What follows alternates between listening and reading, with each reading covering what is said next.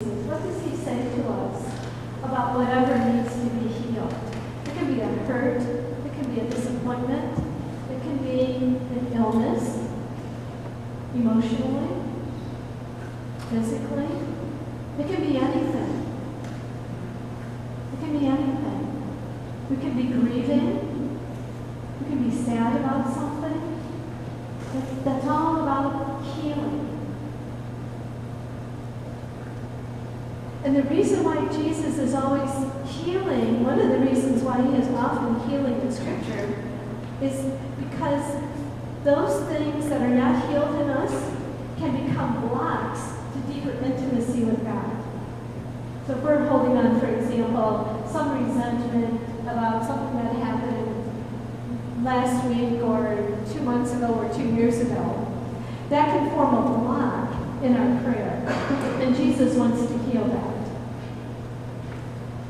So that's why Jesus is forever healing. Power goes out of him and heals and frees people up for a deeper intimacy with God. On the back side of your paper,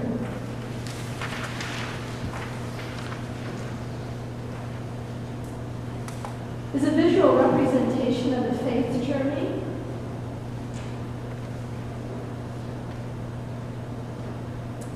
What persons or things have helped me on the journey? First of all, where was the starting point? What initiated the journey? What have I had to leave behind? When is my attention been drawn to others in need? And so on. You can go down through there and read those. Doubts, fears on the faith journey, milestones, the future direction, and how do I respond when God feels absent or distant.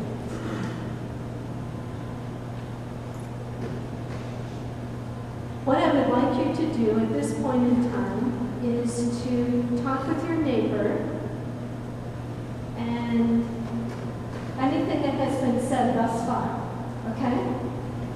And if there is a question, there are the three of you, 2, 3, and I would like you to come up with, if you have a question between you, is to decide on what the question is. If you have 10 questions, hold 9, and get it down to 1, okay? How much time do I have left? 15 minutes. So I'm going to save the end for you for questions. Anything about prayer or the faith journey. So talk to one another.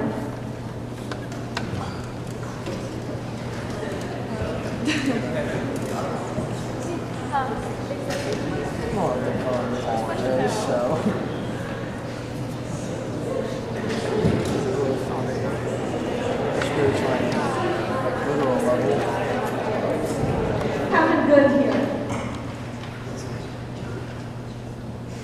Okay, great.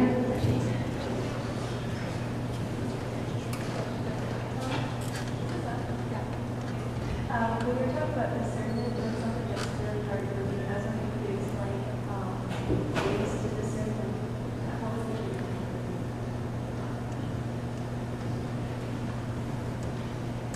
Okay, the question is, could you talk a little bit more about ways to discern? I would recommend that in order to nurture a discerning heart is to every day spend time in prayer so that what is bubbling up on the inside, you have a chance to become aware of it. And to journal what you are aware of. And what most likely will happen is you'll begin to see a pattern.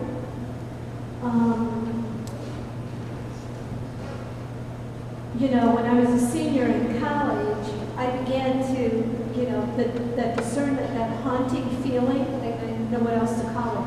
I felt like I was being haunted. I was journaling, I kept experiencing it. It wasn't just a one-time experience. It kept happening over and over and over again. And I did. I happened to be a resident advisor my junior and senior year. So I had a dorm room by myself, which was really advantageous because then I could have quiet time. And so I would journal.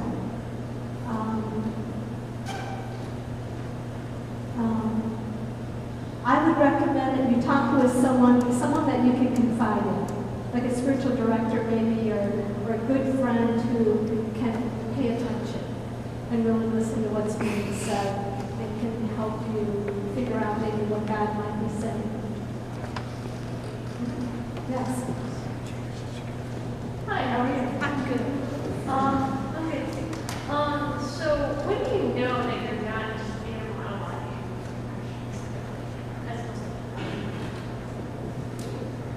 That's a good question. How do you know when you're not just inner monologue, just talking to yourself, huh? I think you will catch when you're talking to yourself because you'll be like a hamster on a wheel. You go round and round and you don't go anywhere. Okay? In prayer, it's conversation with God in the spirit of surrender. So let's say your prayer is a prayer of petition. Maybe you're, you have a class that's really tough, you've got a test coming up, you're asking God, to help you, as you study, to help you on the test. Maybe someone is sick in your family. So, whatever it might be. So, it's not monologue when you pray in the spirit of surrender and you offer it to God. Or you offer yourself to God with, here I am, here's the issue. And God, I'm giving it to you. I'm turning it over to you. And then we trust and we stop worrying. Because worry doesn't get us anywhere. And some of us are more prone to worry than others. Okay, whereas a monologue, it's a hamster on a wheel.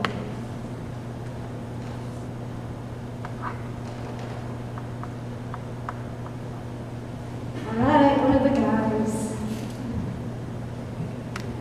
How do we know when we hear God's voice? It's some other voice. These are great questions. We hear voices the voices, culture, society, and then God's voice. Again, that is, I'm going to tag it on to discerning a discerning heart, nurturing a discerning heart.